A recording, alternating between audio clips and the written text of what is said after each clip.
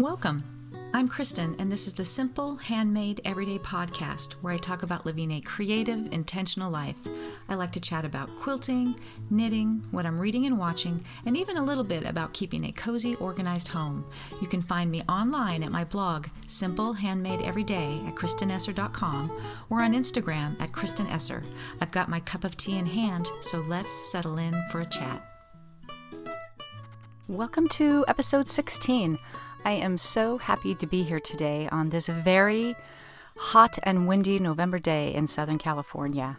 Even though it's hot, I'm sitting here with my cup of tea. I hope you've got something fun to drink too. Today's tea is simple loose leaf tea. Sent me a couple episodes back, I mentioned this little sampler pack, and this is blood orange herbal, which is really good. I put just a tiny bit of sweetener in it. I don't usually put sweetener in my coffee or my tea. And it's very good, and I just kind of figured things are so wacky around here right now that I didn't need any extra caffeine, so herbal tea seemed to be a good thing to start with. So I just got back from Norway a few days ago. I know I've been incessantly talking about this trip, just like for months and months. It finally happened. It was wonderful. If you followed me on Instagram, I tried to kind of post a picture or two when we would get back in the evening, which was a bit of an effort, to be honest with you, because, oh my gosh, we walked several days, 25,000 steps a day. So to back up for a moment, in case this is your first podcast, my daughter is in college. She's doing a semester abroad in Norway at the University of Oslo. So I'm half Norwegian. My grandparents immigrated from Norway. So it was like just super fun to be able to go to Norway to visit her. I haven't seen her since, August. So the trip went wonderfully. We stayed in this adorable little Airbnb, this little guest house. It was like a little cottage, like a one room house, and it had a loft. So there's just, I said in one of my Instagram posts, I felt like I was living in one of those little IKEA showrooms. Because that's exactly what it seemed like. It just had a tiny kitchen and a table, and like all the furniture was kind of built in. The couch was built in, the bed was built in, the kind of night stand was built in. I so completely loved the simple living aspect of living in this little house. We just, like the pantry, everybody who's seen the pictures basically thought it was a microwave in there, but no, it was this pantry, and it had, and so that was it. It was just like, had just a few, salt and pepper and coffee and tea and like a little bit of cooking oil. That was it. So we ate breakfast there every morning, and like they had I never use an electric tea kettle to heat water. I know they're very common in Europe, but man, do those things work fast. And so to make coffee in the morning, she just had a little teapot with one of those ceramic kind of cone-shaped things you would set on top, and you just do a pour-over coffee, which I just loved. It made 2 cups of coffee into this little teapot, and that was perfect. It made Chloe a cup of tea every morning. And we cooked really simply a few nights for dinner. We just got some yogurt and muesli for breakfast. And this property that the little house was on was just on the property of the people who owned it. And they had ducks and geese and a dog and a duck pond, which was so fun to watch every morning. And she actually left some coffee and tea and eggs from her hens, like when I got there that night. So one day Chloe and I made those and she had little egg cups, so soft-boiled eggs with toast soldiers one day. So fun. And so it was just so fun to see my girl and to spend morning to night with her every day. And we just did up Oslo, just the museums, downtown, the cathedral, the palace, the sculpture parks. We hiked a couple of times, we're just so active and ate lots of good meals, and it was wonderful. And mostly it was just so great to just be with my daughter, and we just talked about everything and nothing, and it was very wonderful. So I won't drag you along the whole vacation there, but it was great, and so great to be back. However, I have to say that the night that I got back, 2 hours later, was that borderline shooting in Thousand Oaks, and I live right next to Thousand Oaks. And we just have stories of people who were there that my kids know. We know one kid was there with his girlfriend. It's a 2-story. It's a big restaurant. I was there in my 20s too. And he and his girlfriend heard the shooting going on downstairs and broke a window with a bar stool, jumped out, ran to safety. I mean, just, and then, all the close calls of people who said that, they were supposed to go that night and didn't. And, so that was horrible. And as we're still reeling from that, then all the fires started. So I'm sure you've heard about all the fires going. These are the ones in Southern California, the Woolsey fire, the Hill fire. Apparently a new one started yesterday that I hadn't even heard about till my brother, who's a firefighter, sent me a video from saying, like, did you see this? Because they were dropping water on the freeway, basically, as cars were going, just like, I don't know, 6 miles from here or something. So that's all been insane. And we're just kind of feeling, I don't know, a little untethered around here. It's hot and dry and windy, which we call it Santa Ana conditions, makes everybody really irritable. It's just kind of a well-known fact around here. Every woman goes and gets her hair cut during the Santa Ana winds because all of a sudden nothing that you've ever done with your hair is ever working again, and you just feel so dry and dehydrated and crispy, and everything outside is a disaster because of the winds. And so that's kind of this very cheerful place that I'm in right now. But so that's what's kind of happening around us, and life just is sort of continuing. People are being let back into their homes that we know, and so that's all good. But weirdly, this little space where I live is strangely protected by the weather patterns, by the wind. The wind is blowing everything away from us. As a matter of fact, if you go outside, you can't hardly tell that there's fires, which is weird for us. I mean, in Southern California here, like not too long ago, I was walking into Target and this woman looks at me and she's like, do you smell smoke? Like, this is around this time of year. We're always looking at each other and going, do you smell smoke? Do you smell smoke? Because, it's fire season. And, but you can't even tell. It's so strange. So that's what's kind of going on. But on Saturday, I drove 5 miles into Thousand Oaks for something, and it's a whole different thing. It's like blanketed with smoke. So that's kind of what's going on here. So I kind of came off this high of the Norway trip to the craziness of the shooting and fires, but we're all safe here and, just kind of trying to put one foot in front of the other. On that cheerful note, let's move on to what's happening in my quilting world. So I guess the main thing I want to talk to you guys about today, and I feel like it's maybe been 3 weeks since I podcasted. I'm not sure how much I told you about this, but Patty Dudek over at Elm Street Quilts and I are co-hosting a Quilt Along that's starting in January. It's called Hand Pieced, and it's all about learning to hand piece or enjoying hand piecing if you already know how to hand piece. So we've designed a quilt that is, it's like a sampler quilt. It's 9 blocks. They're 6-inch finished blocks. So it's all very kind of small and doable.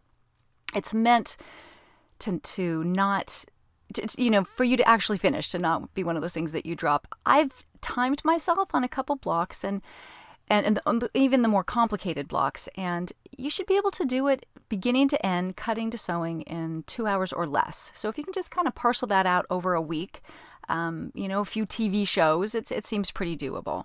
So it's 9 blocks. 4 of them are skill builder blocks where we'll teach you, because things are a little bit different when you hand piece than when you machine piece. I mean, you can do it in a machine piecing way, but things make a little bit more sense when to do it a little bit differently when you hand piece. So there's a 4-patch, half square triangle, flying geese unit, and a quarter square triangle or an hourglass block. So those are the basic blocks. And once you know how to do those, then you can build some more interesting looking blocks that are, I think they're all star blocks that we use, that are using all those units to build on. There's 5 more star blocks. So we'll be, Patty and I are frantically sewing our own blocks. When we planned this, it seemed like we had so much time, and we still do have time, but with the holidays coming, I'm feeling like I need to get sewing on these. So we're sewing those blocks now. The full reveal will be in January. But in the meantime, if you're interested in doing it, you can just follow our blogs, and I'll put links in the show notes because those posts will, absolutely be just on our blogs, and they will be, tutorials on how to do things and how to construct the blocks and kind of tips and tricks and things like that. And we have sponsors, so wonderful sponsors. And so each round of blocks, there will be a link up, and then you can sign up to win prizes each week. So that'll be really fun, and there'll be a couple grand prizes at the end, I believe, how we planned it. So if you want to kind of get signed up now, again, I mean, it's not like you have to sign up, but we do have a Facebook group, a very quickly growing Facebook group. It's so exciting with people, honestly, some of them have like way more hand piecing experience than Patty and I do. It will be so much fun to be able to share the blocks, share the frustrations, the challenges, the triumphs, and get, share people's wisdom. So that I encourage you to, I'll put a link in the show notes, but click over, sign up for the Facebook group. If Facebook is not your thing, no problem. If you follow our blogs, everything will be there. And there's also a newsletter to sign up. And again, we won't spam you. It's just to help you keep up with, if you forget to check the blogs or whatever, the blog post will be listed. So it'll be an easy way for you to stay in touch. I absolutely encourage you to do this. It's going to be a lot of fun. In the meantime, Patty and I have both actually been posting what I would call hand piecing basics posts. And I've been doing videos. At the time of recording, 3 of the videos that I have done are out. There's going to be one more that's posted after Thanksgiving. We kind of figured the week of Thanksgiving is a little crazy, and we don't want to put pressure on anybody to think they need to keep up. So, frankly, including myself. So I have a post and a video on kind of the notions that you might consider, using. You probably have everything. I mean, it's hand sewing. What do you need? You need fabric, needle, thread, maybe a pencil and a ruler to mark stitching lines, seam allowances. And, that's kind of it. So scissors to cut fabric, even though I, totally do it with a rotary cutter. So I have one on notions. What was the second? Oh, how I mark my seam allowances and stitching lines. And Patty, I'm a little, I don't know. I'm a little crazy. I just mark them all at the beginning of the project on all 4 sides of every patch. I don't actually need every one of those stitching lines, but I've tried to just do the ones I needed at the time, and I kind of hated setting things down and drawing a line and when I'm in the middle of sewing a block, and often it's not as flat because you've got things sewn to, other patches sewn on it. And I got frustrated with that and realized the right thing for me to do is to just sit down and knock it all out at the beginning. Patty, very different. She does it just as she goes. Ginny Byers, who's my hand piecing guru, she's all about speed. So she's not going to do anything that she doesn't need to do. So she is all about marking only the side facing you, only when you need it. And she actually has gone on to say that she can eyeball a 1/4 inch seam, which I'm a little bit of a stickler for accuracy, so I can't imagine that, but life goals, right? So anyways, so that's a post and a video on marking. And then just on Monday, we each posted about doing the running stitch and knotting. So in the video, show you a couple kinds of knots and how to do that rocking running stitch. And I do it in a video. Patty does it in a blog post with more words. So we're kind of getting some good feedback that sort of between the two, because we do things a little differently. I would say that I very much learned to hand piece from Ginny Byers from her Quilt Making by Hand book, and she has a CD. And I very much tried to do her method, and it didn't exactly work for me. It put strain on my left wrist in a way that I just couldn't handle. So my hand position is a little different. I haven't actually seen, Patty live do it, so I'm not exactly sure.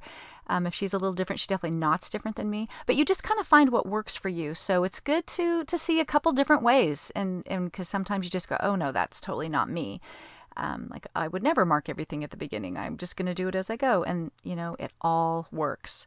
So yeah, I absolutely encourage you, check out, I've got a YouTube channel. I've created a playlist with all these hand piecing videos, which I had been promising people for like the last 1.5 years, since I posted my first video where I just talked about how much I like hand piecing for the psychological and meditative qualities. So I'm so happy that I finally was able to knock those out. And there'll be more videos as we continue with the Quilt Along, where I show you how to make each of the blocks as well. So that's all coming up. So with being gone for over a week for my trip and piecing away on this hand piecing project. I have not had a lot of time for knitting, and I'm not even sure why I still have a knitting segment. I've had so many knitting fails this year. It's been a hard knitting year, but I did cast on a sock because socks, they just soothe my soul. I cast on a sock before I left for Norway because it seemed more appropriate that I would take knitting to Norway than hand sewing, although I took them both. To be honest with you, I didn't even unzip that bag that had my sewing and knitting in it until the plane ride home. So there was no time, and I just was not feeling inspired. But I did knit all the way down the cuff of a sock, and it was just Knit Picks yarn, self-striping. It's like kind of crazy wild colors. I'm not exactly sure what possessed me to buy this yarn, but it was exactly what I needed to just kind of calm myself down with all the stuff that was going on. So that's been nice. When I was in Norway, I wanted to, as my souvenir, buy some Norwegian yarn. I had a hard time finding a yarn shop. I had a hard time fitting it into our schedule, but we did. The only yarn shop that we found that was close enough that one day that we had kind of carved out for it was in a shopping mall, and it was called like Strikadella, like Strikkke, I think is knitting in Norwegian. And it was a cute little yarn shop in a total straight up shopping mall, but they had like virtually no sock yarn. And that's kind of what I wanted. I'm not a stasher, especially of yarn. So without a plan, there was, I just couldn't figure out what to buy. So that was kind of a bust, but it was actually good because it got us into a shopping mall we were able to get they actually had a grocery store in there, and there was a few other things that was like, oh, I'm really glad we ended up coming here. So that worked out. But so I've got a pair of socks and the needle. I'll probably that might be my holiday knitting project. I'm just kind of going down the heel flap right now, just as a break from some of the hand sewing. Interestingly, knitting and hand piecing occupy the same space for me as things that you can do while you're listening to an audiobook or a TV show or something. I think of it as a very different space than my machine sewing, but so it's been a little bit different for me to have these two competing things. But my hand piecing now is kind of my number one project, and I love it so much. It's just that I'm not used to that being my go-to thing. That's like my nighttime kind of project. So I've got those two things. I love handwork. I love how it slows you down and how it's quiet and stuff. So I'm glad to have two of these types of projects, going right now.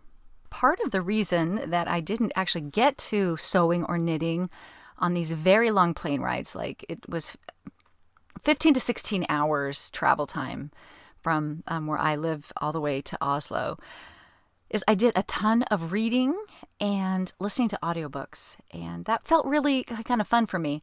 So the book that I read while I was in Norway and on the plane ride is called This Is How It Always Is by Lori Frankel. This is a book that I bought over the summer as a Kindle book because I think it was the Modern Mrs. Darcy, who has great book recommendations, mentioned that this was not only one of the best books she read this year, but maybe ever. So, and then it was on sale. I put it on my Goodreads list, and as I've mentioned before, if you keep a Goodreads list, they email you when those things go on sale on Kindle and iBooks. So I was able to get the Kindle book for like $1.99 over the summer. And then, I just never got around to reading it. So I started it, and it was so good. I agree. It's one of the best books that I read this year, by far. I'd completely forgotten what it was about, but it is about a family, mom, dad, 5 boys, like, kind of, she's a doctor and he's a writer, and, just like that crazy, crazy life that you have when you've got 5 little boys. And it's really about the youngest boy, Claude, who at about age 4 starts talking about all the things he wants to be when he grows up, like a dinosaur and a firefighter, and just all these things. And one of them is a girl. And so this kind of starts this whole journey of this little boy who is pretty sure that he wants to be a girl and how they handle it. And it sounds like a really heavy topic, and it kind of is, but it is written with such humor. It is a funny book, but humor and sensitivity, and makes you think about things that maybe you've never thought before. And I loved it. Chloe and I love to talk about whatever we're reading. And so every day I would, I should have just let her read the book, but every day I just gave her the update of what was going on with this family. So I highly, highly recommend this book. This Is How It Always Is by Lori Frankel. I'll put a link in the show notes. The other book that I brought with me is Girl Wash Your Face by Rachel Hollis. This is, one of those huge bestsellers. I'm not actually quite done with this. I'd gotten this from the library, even though it was interesting. It said I was like 75th on the wait list. And so I'm just like, okay, I'll completely forget about this book by the time it ever comes. And then like the next day, I think they went and bought a bunch. The next day I got a notice that book is there for you. So I was able to take it with me. And it's good. It's kind of a motivational book. The way it's framed is, especially for women, it's like every chapter is a lie that we tell ourselves, like, that we're not good enough, that we're not thin enough, that just things like that kind of get in your way, stumbling blocks to success. And it's kind of a real harsh talking to in some ways. And it's funny. She's a lifestyle blogger, and she's written some other books, nonfiction and fiction. It's a huge bestseller. And I'm absolutely enjoying it. I'm not sure that, in my opinion, it completely lives up to the hype that has surrounded it. But I also might be a little bit on the older side of the demographics. I'm not like 32, like jumping right into my career kind of a thing, but there are things that I want to do. There are still goals that I want to achieve both personally and professionally. And it's good to just have someone, kind of just say, you can do this, stop the negative self-talk, stop the procrastinating, and just do it. And the last one I want to talk about is an audiobook, and I actually still have about 45 minutes left. I'm so excited to get to the end of it. It is Y is for Yesterday by Sue Grafton. I don't know, have you read the Sue Grafton books? In my 20s, I discovered the Sue Grafton mysteries. They're the alphabet mysteries. A is for alibi. I can't even remember. B might be for burglar. Anyway, she got up to Y, and then she just died, I think, this year. And it's kind of so sad that she didn't get to finish that series out. But I love them in my 20s. As a matter of fact, I remember very well, my now husband and I were dating. We were in a bookstore. We spent a whole lot of our dating life walking around Barnes & Noble. And I love mysteries. And I was, kind of flipping through the books, and I picked up some random Sue Grafton book, like G or something. And this woman, this kind of older woman, said to me, do you like those Sue Grafton books? And I said, no, I've never read one. I've been thinking about trying one. And she was like, well, you can't start with that one. You need to start at the beginning. And by the way, I have them all. Would you like to just borrow them from me? Turns out this lady lived in the same town as me. I go to her house. She hands me a brown paper bag full of paperbacks, like 13 of them or something, all of them up to the current time. I happened to be going on a business trip like that week, and I knocked back like 5 of them, on the plane and in my hotel, and, was sort of a convert from there. I lost track of them somewhere in the Q or R, so there's definitely some I haven't read. When I was being treated for cancer, the book had to do with a person that had cancer, and I could not read it because I could not read a book where someone was going to die from cancer while I was being treated for cancer. And I've kind of never, and that was 16 years ago this month, actually. So I had never really picked one up since then. So I have missed some, but this one is really good. It was her last one, which is a little sad, but it was a 15-hour audiobook or something. So that's what got me through a lot of my plane ride. And there was a lot of nodding off to sleep and then having to find my place again. But so Y is for Yesterday by Sue Grafton. I'm absolutely enjoying that one as well. And there's a couple people who recommended Libby as the app for audiobooks that you can get from your library. So that's what I did before I left for Norway. It is so user-friendly. Oh my gosh. Thank you. Thank you. Thank you. So that is definitely the way that I'm going to be getting audiobooks. And I'm definitely going to be listening to more of them now as I'm doing all this handwork. It's really helpful. So thanks for the tip. Interestingly, we all completely trashed Overdrive as being horrible. Libby is by Overdrive. Have learned. So they realized that they needed a complete user interface redo, and they did a really nice job. The only new show I've been watching, and I'm only a couple episodes in, so I hesitate to recommend it, but it's Jamestown on PBS. So this, again, is one of these historical fiction situations about the Jamestown settlement in the U.S. in the 1600s. Like, this is pre-Pilgrims time frame. And I'm only 2 or 3 episodes in. I'm enjoying it, but it's no Downton Abbey, people. It is not. These people are dirty and living conditions are harsh, and it's a little bit hard to watch. So at this point, where the show opens is the settlement of men have been there for like 12 years. And a lot of them are sort of like indentured servants. They're working so that at some point they will be given some land. And at this point in where it looks like, the land is good, it's very fertile for farming, they are sending women over from England to the New World here for them to take as wives.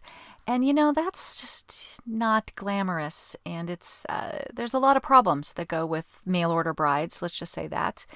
So it's gritty. It's gritty, but you know what? It's sometimes good to be reminded of what life used to be like. And so again, I'm only 2 or 3 episodes in, but I am enjoying it, and I will definitely continue. I got wind of it because I got an email from my PBS station telling me about it, and so I found the whole first season, but apparently there's already a second season, so it's not brand new. So maybe some of you already know about it, but I had not heard about it. So you might want to check that out. So let's wrap this up with the homemaking segment. So at this point, when I'm recording, the U.S. Thanksgiving is next week. I have a house full of people descending on me, which doesn't happen very often. So it's both very exciting and also slightly terrifying. I'm a bit of a reluctant entertainer, and I feel guilty about that, to be honest with you. But 2 brothers and their families and my dad, they're all coming for Thanksgiving.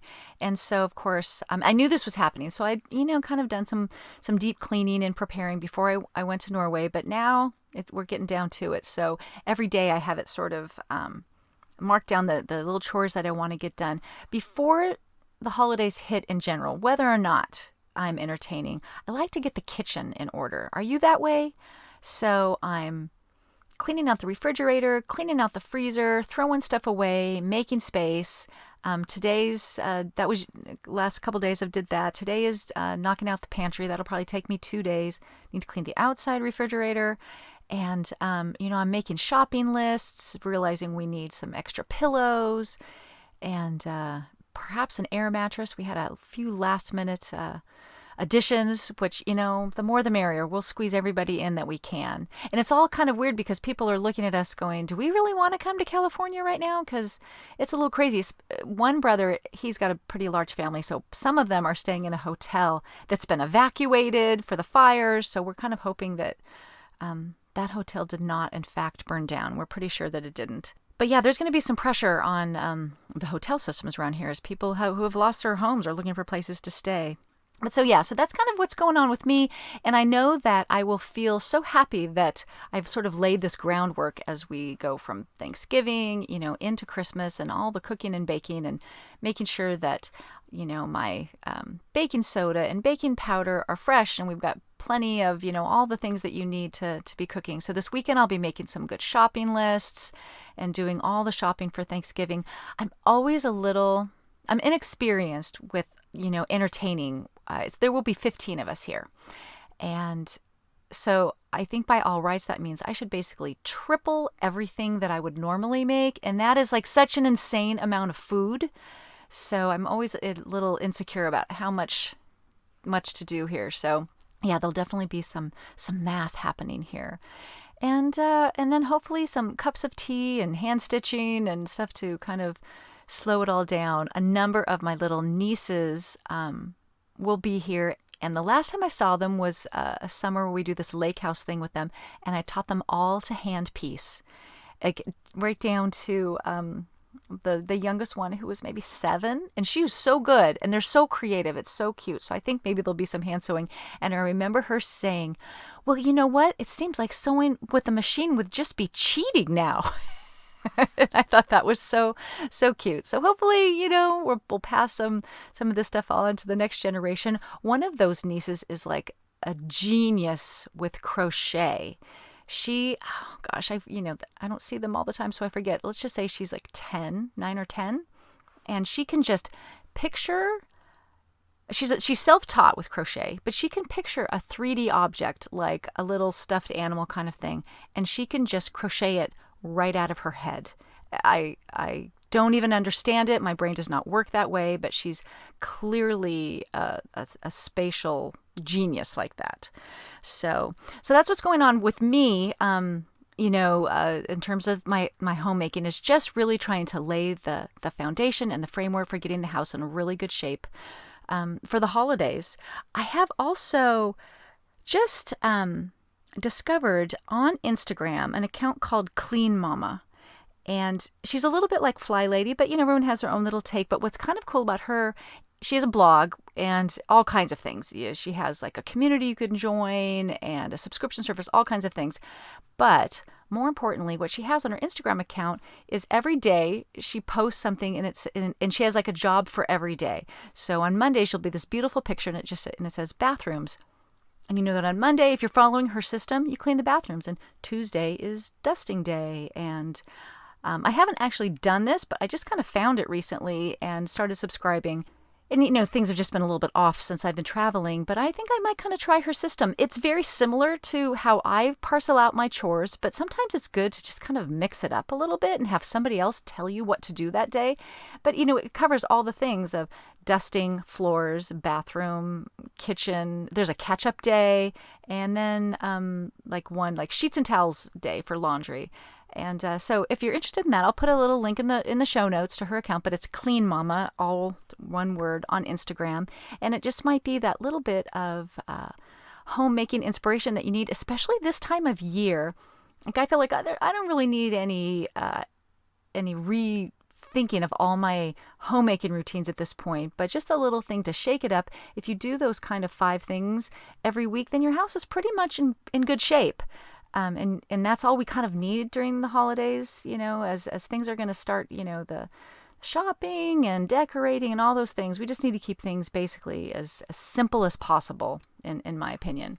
So check her out if you are so inclined. And that about wraps up this episode. I do want to say thank you to Pat Seeger for leaving a review on iTunes. I cannot tell you how thrilling it is when I see that there are new reviews on iTunes. So if you enjoy this podcast, please rate it, review it, share it with other people, share it with your friends, anyone who might enjoy it. It's a little growing community here that I just love. I love talking to you guys. I love it when you guys leave comments on the show notes or Instagram, on the blog, whatever. I love hearing from you guys, and I hope that you have a wonderful day. If you are in the U.S., enjoy the true, kickoff to the holiday season with Thanksgiving. And I just hope you have a blessed time as we head into the holidays. We'll see you next time.